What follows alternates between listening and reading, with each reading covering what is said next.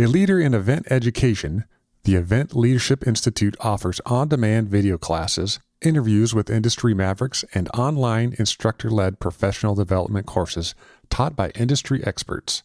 Visit eventleadershipinstitute.com for more information and to see a schedule of upcoming classes. Are you a follower? Okay, so we're gonna probably add. Welcome to GatherGeeks, a podcast by BizBash, the place where people passionate about meetings and events come together. Here are your hosts, BizBash CEO David Adler and Executive Editor Beth Kormanik. Hi, David. Hey, Beth. Another podcast. Here we go. Absolutely. And we have such an interesting topic to cover today. One of the big trends of the past 5 years or so is the proliferation of events from media companies. You know, as the economics, as we know very well here, the economics of publishing changes, events are providing a new revenue stream and can also attract new audience. One title that has realized this in a big way is Washingtonian magazine. They plan events large and small and ones that target millennials as well as older readers who are already familiar with the title. So today we're talking with Rebecca McFarland, who at the time of our interview was the magazine's associate publisher. BizBash honored her earlier in the year as a rising star in the event industry. So David, with the proliferation of events, sometimes you wonder if a media company is actually an event company. Well, media is if you think about magazines as a total personality, being face-to-face is just part of that. I mean, when I went to magazine school back in the day, you had to write the personality profile of your magazine as if it was a person or were a person. What does the editor say? We're in the conditional, so we'll say if it were. If it were a person. Okay, see how we listen to our editors. So I think that it's a natural evolution. And also, it's a little easier to even monetize now today. Mm-hmm. And what it emphasizes to me is that the skills of event planners are needed now more than ever.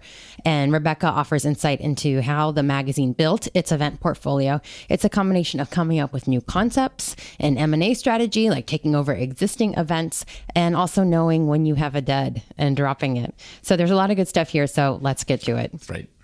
Welcome to GatherGeeks, Rebecca. Thank you so much. Thanks for having me. Yeah, so one thing I found so interesting about your time at Washingtonian is that you added so many events to the portfolio, more than 30 events in 12 years.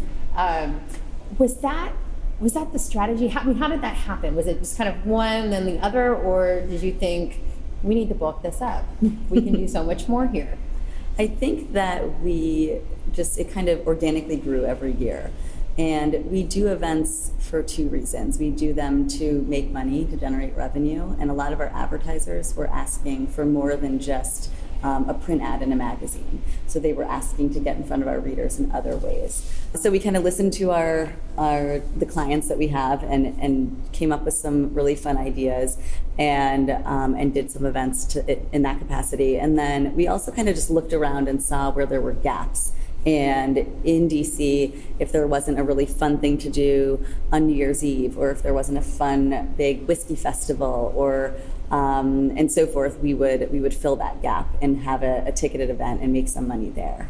Mm-hmm. So do you think that events really, we call it live journalism now in some ways, but it's also live entertainment that becomes sort of a way to engage your audience, correct? Yes. We found that from a reader perspective, people can read about the best restaurants in our magazine, but it's another whole new experience if they actually get to taste them. So having events that mirror a lot of our editorial is really fun, and it helps our readers engage with the magazine in a different way. Notable event. Why don't we tell people about some of your events? Sure. So the biggest, is that Best Of? It had been Best Of. We just added another big festival to our portfolio last year, but for the last decade it had been Best of Washington, and that is a 2,000 person event at the Building Museum every year. And it raises money actually for Leukemia and Lymphoma Society. And that is, you bring together all the 100 best restaurants, a lot of our readers, and it's a really fun time with lots of sponsors and so forth. Most recently, I mentioned we took over Taste of Georgetown, which is an 8,500 to 10,000 person event. And we kind of were able to launch ourselves into the festival world in a way that we had never done before, nor had any plans to do. But it was super successful, and we learned so much from What that did you event. learn? Oh my gosh. Tell us what you learned. Okay. To hire help. Lessons. What is the... to hire help, I think, was we take a lot of the just getting ready for events. We put a lot of that on ourselves. We don't really hire out people to help us with those things. And when you are and it's really different when you're on a street versus in a building. It's so much bigger. There's so much more distance that you're traveling throughout the entire load-in. So really having enough hands on deck, that was something we completely underestimated. And then just we learned a lot about lines and how people form lines and where they're going. Millennials hate patterns. lines. Oh, who doesn't? But millennials more, because we're like us old people, we're used to lines. You guys don't want lines. Well, How did you solve the problem? We just had lots of areas to get beer, to get food, to get tickets, tons of restrooms. We just made sure that there was no waiting, and it was a lot of us just going over different situations in our heads before they happened. So we really managed that really well. So that's something we won't be changing moving forward. So it was a success. There will be a year or two. Yeah, exactly. There'll be another year of Taste of Georgetown. So yes, it was very successful. And that's what, about 10,000 people thereabouts? Yeah, depending on weather, 8,500 to 10,000 people. 10,000, that's a large festival. It was Just food? What was the... Yeah, so that is, and it's actually been going on for about 25 years. This was just the first year Washingtonian got involved. But it is, all the restaurants from Georgetown get together and on the street, and they hand out samples of their food, and then a lot of the sponsors that are local Georgetown sponsors set up a tent. So it just kind of it's really nice for the Georgetown community, and we also co-sponsor with the Georgetown BID, which is the Business Improvement District. So why do you think events resonate so well with young millennials now? What about it that is? Well, I think we should know. Yeah, I think everyone's just looking for things to do in the city. They are looking for fun things to Instagram and to tell people on social media how great they are and how amazing and fun their lives are. So I think we really keep that in mind when we're picking venues and we're coming up with activation ideas for sponsors, that the people that are coming are typically millennials. And that's kind of what they're looking for, and that's why they go. So you raise an interesting point here, a topic, activations for sponsors. Are you developing those? Are they developing those? How does that conversation work, and what are you asking of them? Because I think sometimes events aren't asking enough of sponsors. Yeah, we probably don't ask enough of sponsors. We make it really easy for sponsors. So we take a financial commitment from them, and then it's really turnkey for them. So when they come to the event, they just have to show up. We take on everything, the activation, all of the setup, everything. So we typically have a meeting beforehand and come up with some ideas, and then they decide what they want us to do, and we execute. So what are the coolest activations that you've done? That are so memorable? Like, what are the ones that people are sharing like incredible amounts of? Yeah, we had Qatar Airways. We did some really cool Cirque du Soleil situation with all of these cool gymnasts and aerialists and with really fun lighting, and it was super random, but it was really fun and unexpected, and I think that's why it was so successful. In addition to that, I mean, we do a lot of gourmet food stations, specialty cocktail stations, having fun mixologists come in and prepare a really special cocktail that you can only get at that one sponsor lounge.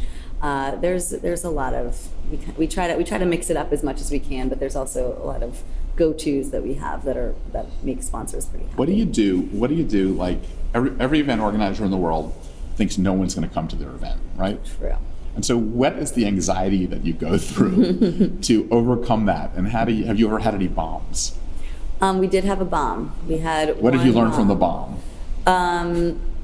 That people, it was a food truck festival, and I think that the market was oversaturated with food truck festivals. So we had a bomb. We had about 50 people show up to a big parking lot filled with food trucks.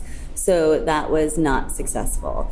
And And I mean, what we've learned moving forward is that, if you're not getting the traction you need and the momentum that you need from the community, then you got to just call it quits. But we do really well with early bird pricing and trying to get a lot of people to buy tickets early so that we have a really good number of who's coming. And once they buy their ticket, they do show up. It's the invitation-only events that you get a little stressed out. What's your 50? Like, we think sometimes a free event is a 50%. What do you think? What is your feeling? Yeah. Depends on where you're doing it too. What's your sort of rule of thumb? What is our rule of thumb? We don't. It kind of depends. It really is based on what demographic is coming. Okay, to this young event. people. Do they show up or not? We don't invite them anywhere. No, they're probably more likely to flake out, but a lot of our invitation-only events are for our top doctors or lawyers or real estate agents or most powerful women. They show. They're more. They show. I mean, if they say they're going to show, they show, Right. And it's because they want to thank our editors for writing about them, and they want to network with people in their communities. So I don't find that it's too. I'm never really that stressed for these invitation-only events that people are going to not show up. So attendance is obviously a big metric, whether it's an event succeeds or fails in your eyes. What are your other metrics? What are you looking for post-event? Yeah, just if people had a good time, we send out a survey afterward to make sure that people had a good time, or if they have any suggestions on what we can do better next year. So we get a lot of response that way. And the money that we make, honestly, whether the sponsors are happy and would commit again next year, and if ticket sales are where we projected they would be. So a lot of things go into it.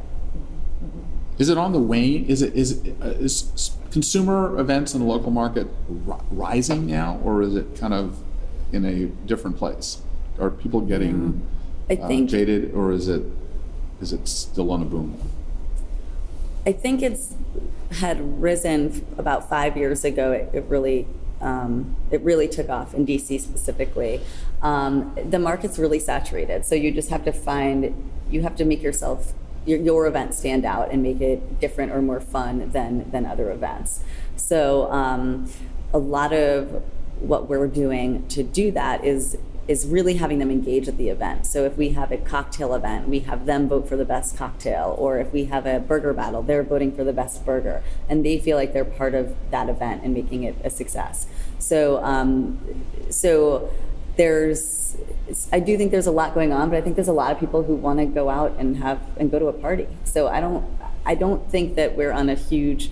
I don't think that we're skyrocketing upward or anything in the amount of events that we're adding to the DC scene, but I don't think it's stagnant. I think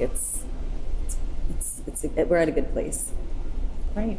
So what advice do you have? You're a younger person. As an old person saying, you're a younger person, so anybody's younger to me.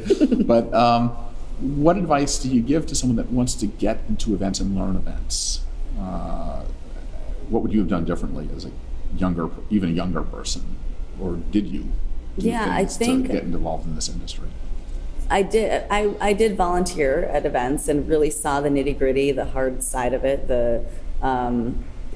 I've made some. I've noticed that some people who I've hired that I thought would be really great at events, sometimes they think that it's super glamorous and really fun, and then when they get into it, they don't like it.